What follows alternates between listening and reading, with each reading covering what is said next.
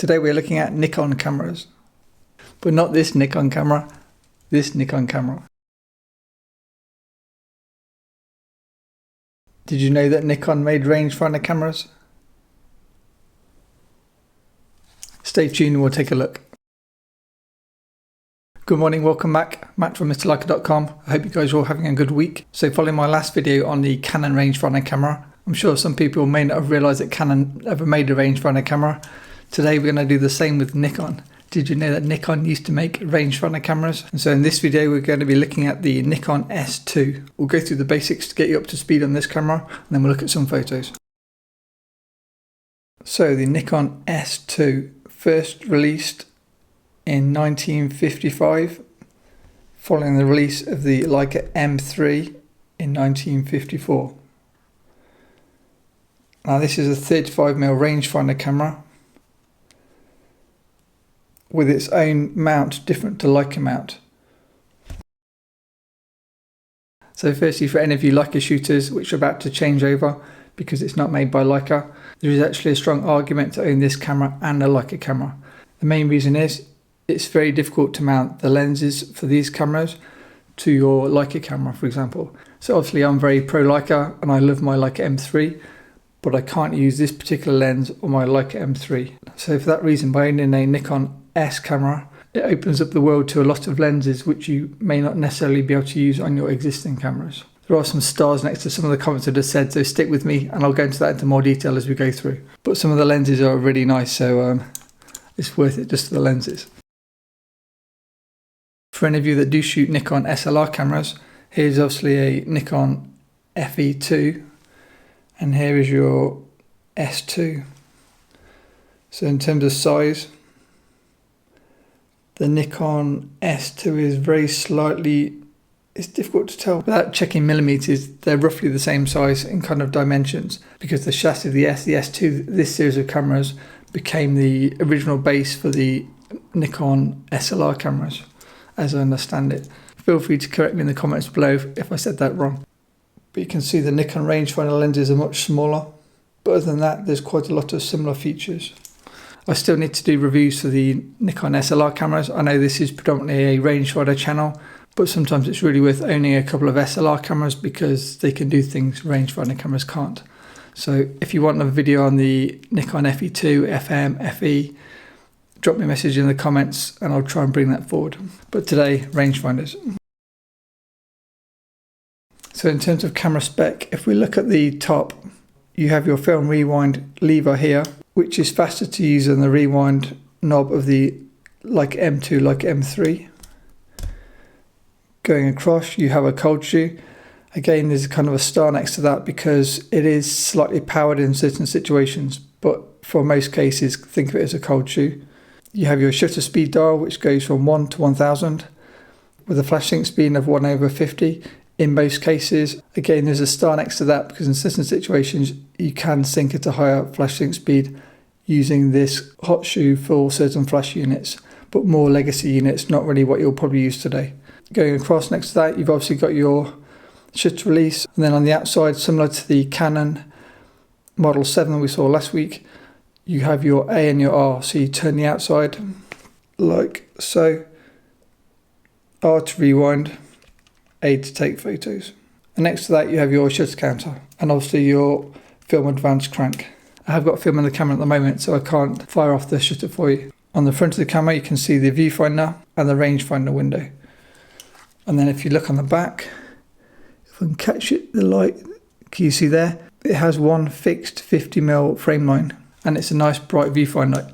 It has a 1:1 magnification, and I know some of you out there like your 1:1 magnification viewfinders. So in terms of overall magnification, it's not quite as good as an M3, but it's better than the majority of the cameras out there in terms of more magnified effective base length. I'll do a video on that once I've gone through a few more rangefinder cameras. What that means is, in theory, because it's more magnified, you should be able to do precision focusing with fast 50mm lenses like this 50mm f1.4.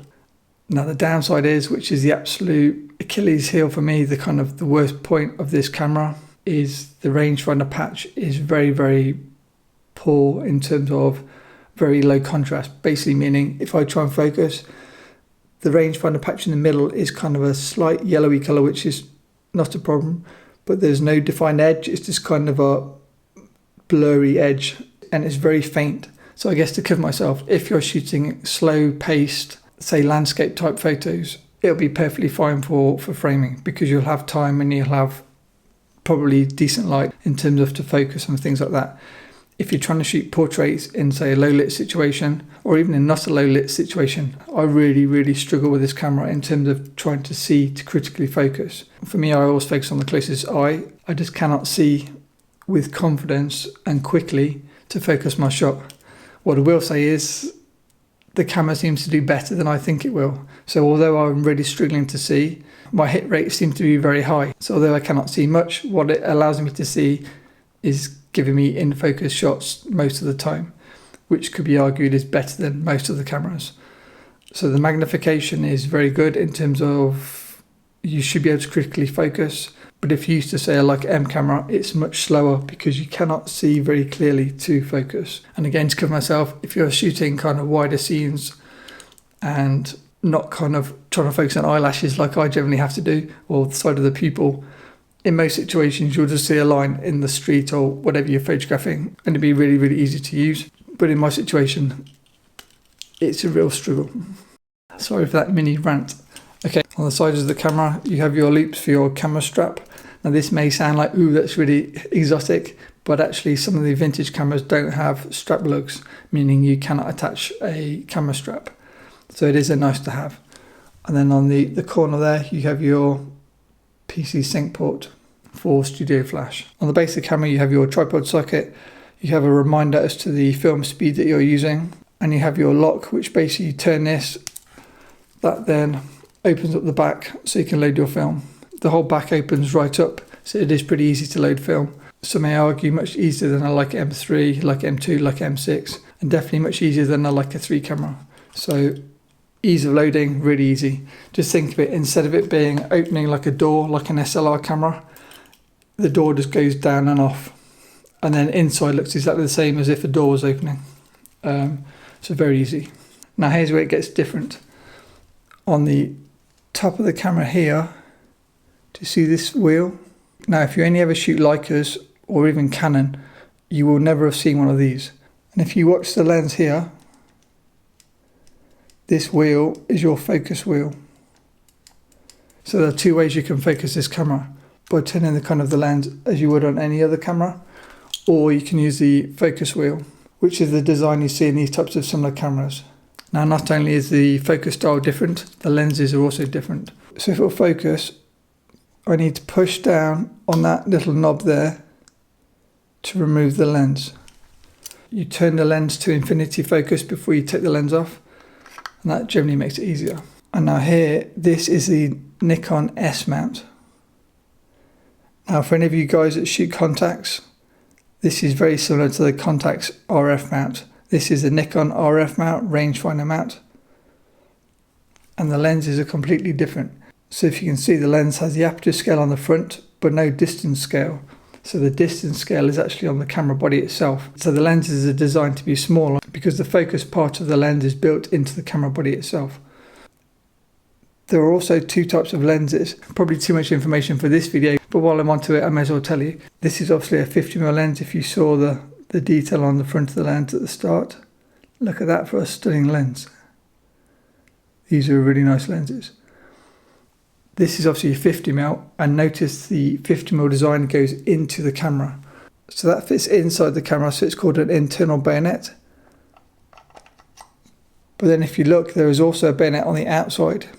So how it works is wider lenses such as say 35mm, 28mm, wider focal lengths, they clip on the outside of the mount, and then 50mm and longer lenses go on the inside of the mount in most cases, especially 50mm. I tend to shoot 50s, that's what I'm used to. So there are quite a few differences. And as I mentioned at the start of the video, one difference between this camera and say the Canon Model 7 in the last video, Canon rangefinder lenses can be mounted straight onto your Leica camera, which is really nice. The downside to Nikon S mount lenses, you cannot fit these to your Leica camera unless you have a particular adapter. Now these adapters are generally quite expensive and almost as expensive as the lenses themselves in certain situations. So I haven't yet got the adapter, meaning any testing of these lenses needs to be done on film, kind of the old-fashioned way. I'll cover that again briefly at the end. Now, in terms of camera weight, if you noticed in the Canon video, one of the biggest negatives for me was it was too square and it was too heavy. Therefore, I didn't keep it and I carried on using my Leica cameras. Leica M cameras roughly weigh around 560 grams. And so that's kind of my benchmark, kind of what I'm used to carrying. Leica 3 cameras, they're even lighter. The Nikon S2 weighs 700 grams, which is about 24.7 ounces, 25 ounces, say. So this is heavier than a Leica M3, Leica M camera. So why do I have it? Well, the problem is all the cameras designed with the Nikon rangefinder mount or the Contax rangefinder mount, all of these cameras are a heavier design. So if you want to use these lenses, you have to basically carry a few extra grams to be able to make the most of the lenses. I guess think of the argument is I also use a Mamiya RZ67 Pro 2. That is obviously an absolute tank of a camera. I think it's like 2.4 kilos with the lens. So yes, I'm contradicting myself in terms of I always like light cameras, but what I'm saying is if the camera system only allows for a minimum weight of say 700 grams, then if I want to enjoy that system, and that includes the Nikon S cameras, it includes Contax cameras, it includes the Kiev cameras, all of those cameras are a heavier weight. I'm not sure the exact weights of each one, but I'll do reviews on those in future videos. Hit subscribe if you want to see those videos. So for that reason it is heavier, but I do still own the camera. Now before I tell you the price, let's have a look at some photos, and then that might make you think of the price in kind of a different light once you've seen what the camera can do. So here are photos taken with the Nikon S2 rangefinder camera using the Nikon SC 50mm 1.4 lens as shown on the camera in this video. Now obviously the photo quality is down to the lens on the camera, not the camera body itself, but you need the camera body to be able to mount the lens to take the photo. So that's the argument for having the camera. As I say, this is a very nice lens, shot wide open, it gives really nice bokeh, and then stop down slightly, and it's really sharp and gives a nice balance of both shallow depth of field and sharpness. Do you like my artistic cropping in these few photos? I thought it'd be really nice to kind of chop off part of the head to kind of be a bit more edgy. Sadly, I'm not that creative yet, and I didn't intentionally chop the heads off. One drawback of the Nikon S2 design is the viewfinder has no parallax correction. What that means is if you take photos at close range like I generally do, your picture, instead of it being in the viewfinder, I'll be taking a picture here, but the final photo will be here because obviously the lens is lower than the viewfinder. I've been so used to working with like M cameras where what you see is what you get. I never dreamed to think that the camera is going to give me something different to what's displayed in the viewfinder. So I guess that's my fault for being dumb. But during the model shoots, I don't necessarily have time to think, oh, the camera's displaying me a different composition to what it's actually going to take. Yes, I should think a bit more and just drop the camera down, take my picture, everything will be fine. But as it stands, I'm not that bright. So for that reason, that's a drawback against the Nikon S2, the same as the Leica 3 cameras. All the Leica 3 cameras except the Leica 3G are not parallax corrected, so bear in mind if you're working at close distance for say portraits, compose, then drop it slightly, then take your photo. That's partly a note to myself to try to remember, get this into my little brain over here. Not parallax corrected, that's why I kept missing my shots in my kind of first few test rolls. Other than that, I love the rendering of this lens, really nice lens. We'll quickly cover price and then let me get back onto the lens because this is important if you're a Leica shooter particularly. So how much do you think this camera costs? Let's throw some numbers out there to give you some kind of benchmarks. Leica M6, I believe around £2,000, £2,100. Leica M3, I think around £900, £950 last time I checked. Leica 3 camera, around about £200. Voigtlander Better T, I can't remember exactly, I think £400-ish, £450 maybe. And the Canon Model 7 in the last video, less than £200. So you think Canon and Nikon are always on a bit of a par, so if the Canon's £200, this should be £200. Sadly, that's not quite true in this instance. The Nikon S2 average price on eBay is around £750, which is roughly kind of $950, $975. Now that means if you're hoping that Nikon rangefinder cameras are as cheap as Nikon SLR cameras, you'll sadly be disappointed. Nikon SLR cameras offer extremely good value for money. So you may want to decide on whether you want to invest in a Nikon S2 or save up for another month or so and then get a Leica M3, for example. We'll look at some pros and cons in a second. Okay, so before I get to my verdict, let's look at some pros and cons compared to, say, a Leica M camera. I would say the same as a Leica M camera, the Nikon S2 is extremely nicely made. And for any of you liking a one-to-one viewfinder, you cannot get a Leica with a one-to-one viewfinder. So this might be a pro for the Nikon versus a Leica, for example. And in addition to the nice build quality and the one-to-one viewfinder, I'd say the main reason you may want to buy this camera is because you want to use Nikon rangefinder mount lenses, Nikon S mount lenses, or Contax rangefinder mount lenses, Contax RF lenses. So let's look at the Nikon S mount again quickly. The Nikon S mount is very similar to the Contax rangefinder mount and the Soviet Kiev cameras, which are clones of the Contax cameras. If you're using a 50mm or wider focal length, you can use your Nikon S mount lenses, obviously on your Nikon, as in this situation. You can use your Contax rangefinder camera lenses on your Nikon S2, and you can also use the Contax clones, the Kiev cameras, Kiev 4 for example, Kiev 2 lenses on your Nikon S2. The benefit of using the Nikon S2 with the lenses I just mentioned is the Nikon has potentially the nicest viewfinder. So now we can use wider than 50mm lenses, you can use 50mm lenses, but you cannot use lenses longer than 50mm. So say for example, if you shoot with a Contax and you like the idea of the Nikon, you can't put your Contax 85mm lens onto the Nikon because the calibration is slightly different, so it won't focus accurately. So I guess just to summarize, as long as you shoot 50mm or wider, you can use any of the Soviet kind of clone rangefinder lenses for the Contax system. You can use the Contax lenses, and obviously you can use the Nikon S mount lenses. That is a really strong argument to buy this camera rather than say a Leica M3, especially if you're doing a Leica M3. Why is that the case? Well, what you may not know is some of these lenses are made in multiple mounts. So this is obviously the Nikon SC 50mm 1.4 S mount lens, but they also make this in LTA mount, which is L39 or like a screw mount. So that means instead of buying this whole camera, you could just buy this lens in like a thread mount, like a screw mount, and then just mount it straight onto your Leica, ready to go. The downside is, as with any camera with a popular mount, those lenses are more desirable and get bought first, and then what is left is the lenses that people cannot mount, which is S mount and Contax mount.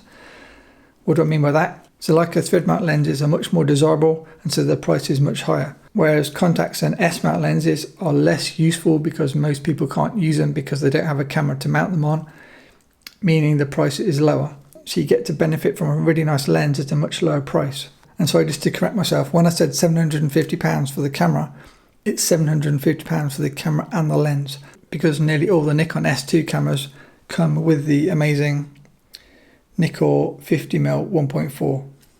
So that's £750 with lens, compared to a Leica M3, which is £950 without lens, or maybe a Canon Model 7, you might pay $400 with lens, maybe, just as kind of a benchmark. So sorry, yeah, 750. My voice. So sorry, yeah, 750 with lens. So that's the pros. Now the cons, it's slightly heavier. I think I'm more lenient on this camera because it's a nice camera, but it is 700 grams versus around 560 for a Leica. It's not as square as the Canon Model 7 that I disliked, and I do find this camera much more enjoyable to hold and to use than the Canon Model 7. But this is supposed to be the negatives. The biggest negative for me for this camera is I cannot see to focus. Now this is coming from a rangefinder kid or a rangefinder boy that loves rangefinder cameras and uses a lot of rangefinder cameras. If you're using a rangefinder camera, you cannot underestimate how important being able to see is to take your photo. If you're an SLR shooter, you'll have no idea what I'm talking about. So I guess to try to describe it to you is, smear some Vaseline over a UV filter and then attach that to the front of your lens, and then go out and try and take some photos and critically focus your portraits. That's what it's like trying to shoot a rangefinder where you can't see what you're doing. So really nice camera, really nice viewfinder, very poor rangefinder patch. The annoying thing is even the rangefinder magnification is really good, but it's just the patch is so faint, I really find it difficult to focus, but it's just too slow for my work. So that's the biggest drawback with this camera. And finally, the other biggest niggle for me is the non-parallax correction. I'm not smart enough to think to recompose for every single picture. I need cameras to help me out in certain situations. So poor rangefinder patch, no parallax correction, and slightly heavy would be the negatives. And then the positives, really beautifully made, really excellent lenses, and it opens up the world to a whole range of lenses which you may not have used. because you cannot mount these onto your Leicas. And with that said, before you run off, you can actually mount these onto your Leicas. You need to get an adapter which is like M to Contax. They're not cheap, and as I say, they'll be as expensive as one lens in certain situations. But if you really want to stick to your Leica M system and you want to benefit from some of these amazing older lenses, that is how you do it. They're not that easy to find, and as I say, they're quite expensive. So that is my review of the Nikon S2. I hope you enjoyed this video. Please hit the like button if you enjoyed this video or you just want to support the channel, and feel free to drop me a comment on if you've got any thoughts on this camera or these types of cameras. I'm sure any of you that wanted to subscribe have already subscribed, but if you're new to the channel, feel free to subscribe. Finally, a big thanks to my patrons. I do try and also post on the Patreon platform most days when I get a chance, both in videos and kind of text and photos, and hopefully more value-add information. So if you're ever tempted, come and join us on Patreon. Enjoy the rest of your day and see you in the next video. Bye.